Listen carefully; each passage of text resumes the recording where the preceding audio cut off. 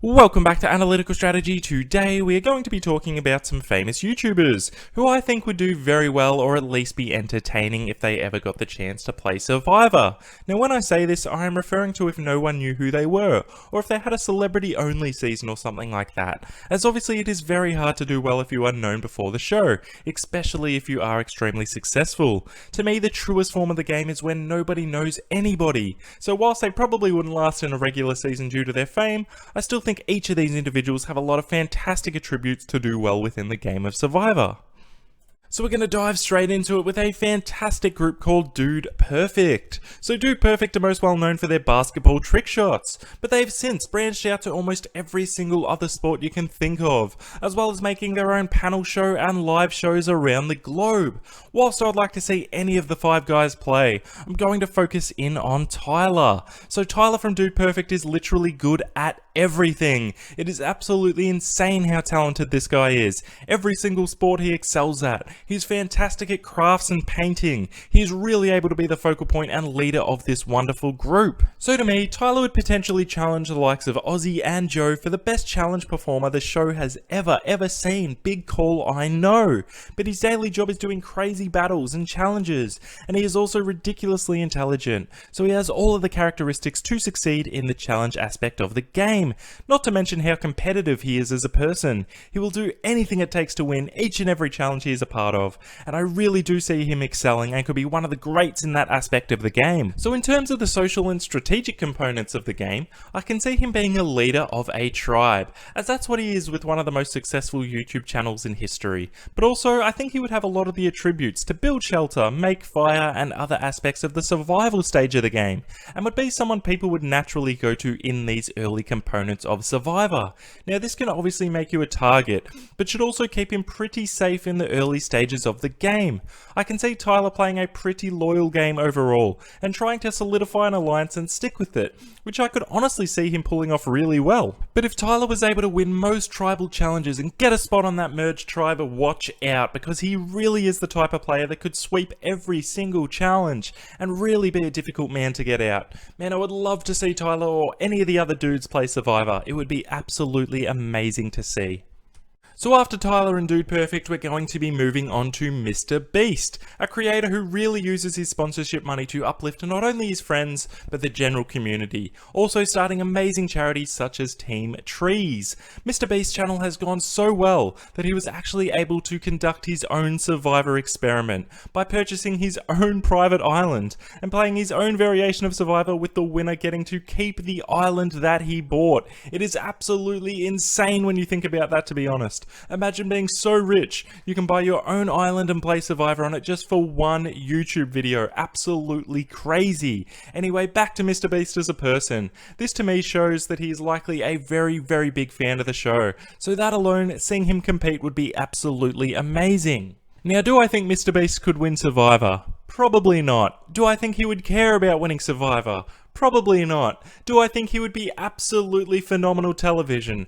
Absolutely yes. There's one thing I do know that MrBeast would do on Survivor, and that is have a heap of fun regardless of how well he did. And you really need those types of people in the game.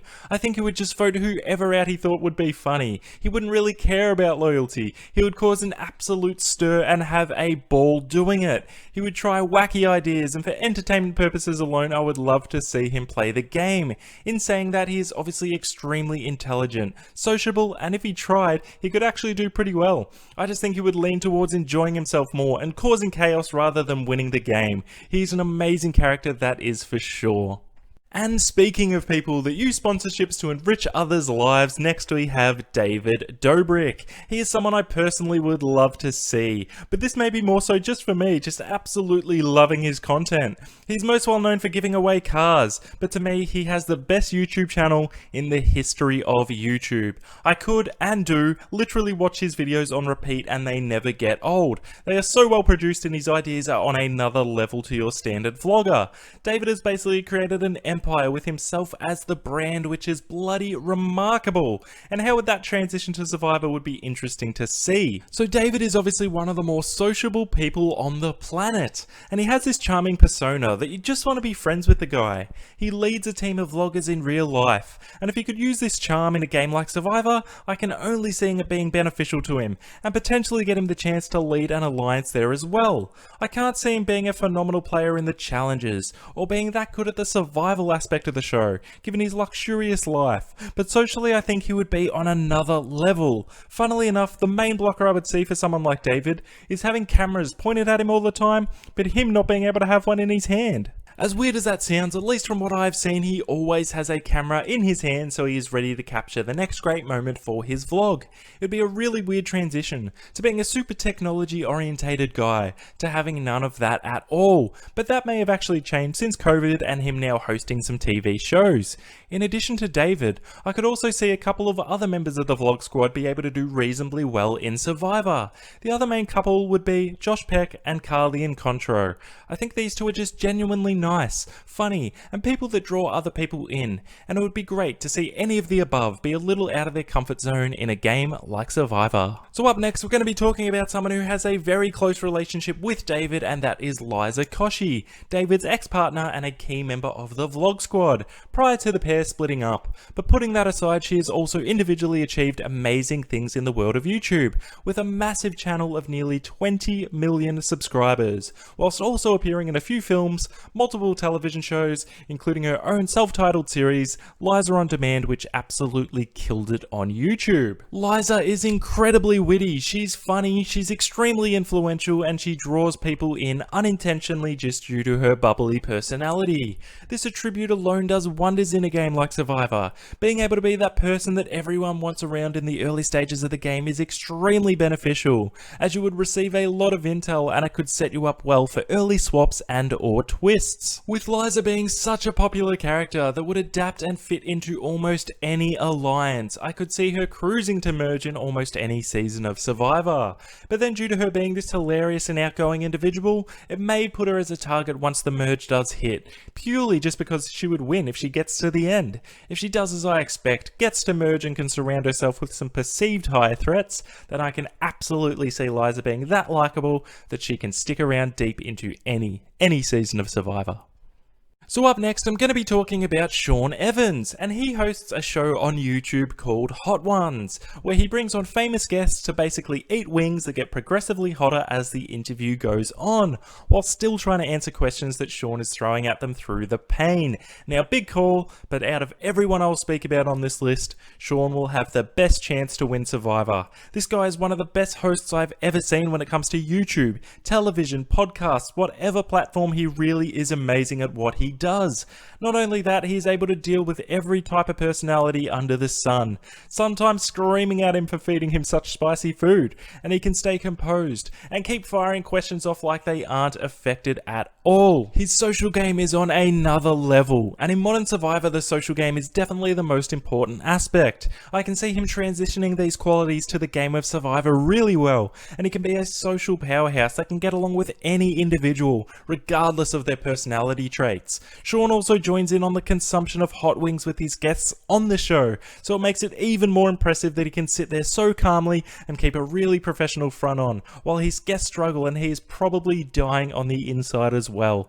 Not to mention how much he would dominate a gross food eating challenge, his stomach would be set for life. But Sean would be my winner's pick out of everyone within this list. I think he would really be that good at the game. So along the same lines as Sean, we have another YouTuber who basically hosts his own series, and that is Anthony Padilla. I first saw Anthony way back when he was a member of Smosh, one of the OG channels of YouTube, and he's since made his own channel which is continuing to evolve and touch upon a range of really in-depth and complicated psychological topics such as schizophrenia, Tourette's, and multiple personality disorder. After watching a lot of his content, I actually wonder if he has degrees or is a trained psychologist mixologist, as the way he handles and talks to his guests is extremely well done, and a huge credit to him for the way he conducts himself, and he's able to share some of these unknown conditions and issues with the wider community, and generally share them in a positive light. Now, I obviously have no idea if Anthony has ever seen Survivor, or knows the concepts of the show. However, assuming he does, I can only see that what he does for a living being able to benefit his game overall. I feel like he could read people extremely well, whilst also being a person that understands what others want to feel, and that can only benefit his game. Not only is Anthony extremely relatable as a person and very approachable, he is also a very funny and charming guy who I really again could see excel socially like a lot of other people on this list. And if he was able to get to the end, I think he could pitch one of the better cases to win the game from the contestants mentioned. I think he is an absolutely fantastic host, much like Sean, and I think he could socially kill it on Survivor.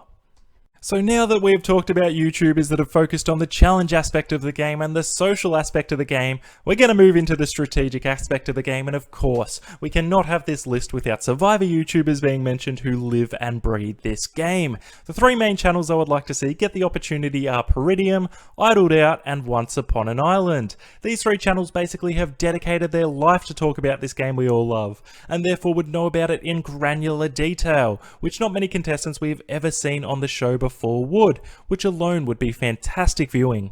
Each of these three guys know the strategy, the social game, the physical game, all aspects of the show inside and out. And if they were able to use this knowledge to advance their games, I can see each of them doing very well overall. Now, in saying this, my biggest fear for them would be just that, how big of superfans they are of this show, as we often see these types of contestants play too hard too early, try to make big moves for the sake of making big moves, and replicate what they see on an hour episode of TV into a 39-day game. It is never going to work that way, but I think each of these channels knows that. When you study the game of Survivor most days of your life, and especially channels like Once Upon an Island who analyze good and bad moves for primary characters of each season, they already have the understanding of mistakes that previous contestants have made and how not to make those same mistakes again if they ever got the opportunity to play. So overall, I wouldn't be too worried about that happening, but you never know, they may get trigger happy once they hit the beach. So one other area I'd be slightly concerned about is overconfidence of how well these three know the show.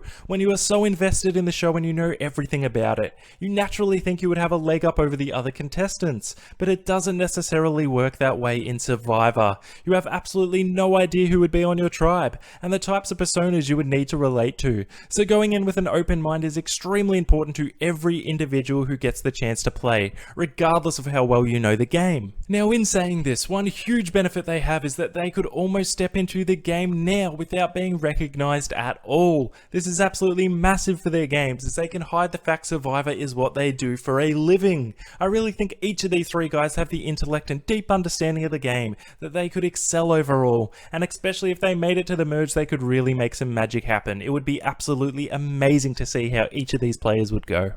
And continuing this theme of strategic YouTubers I think would do very well in the game, I'm going to wrap up this video by talking about some Among Us players. As you may know, I'm a huge fan of Among Us and constantly watch videos of YouTubers' highlight reels and strategies they implement in the game. Now, there is a hell of a lot of crossover in voting and social manipulation strategies in Survivor and Among Us, but obviously one is through a computer that lasts about 15 minutes per game, compared to being on an island for 39 days. Two players in particular I would love to see out there is Disguised Toast and Hafu. So firstly, Toast started his fame through a game called Hearthstone, and he was really able to find exploits in the game no one had ever thought of before, to loophole specific cards to find unique ways to win games. Similarly in Among Us, Toast is really able to think outside of the box, to create insane strategies to get the win. If Toast is able to find his feet and get through the first few votes in Survivor, I can really see him implementing strategies no one has ever thought of before to benefit his game. He is able to see things differently than most people. He's able to break down games and find ways that no one would ever think of to assist his longevity in said game. It can hurt him in games like Among Us sometimes, because people want to vote him out so quickly that he is that good. He can figure things out so fast that no one wants to have him around.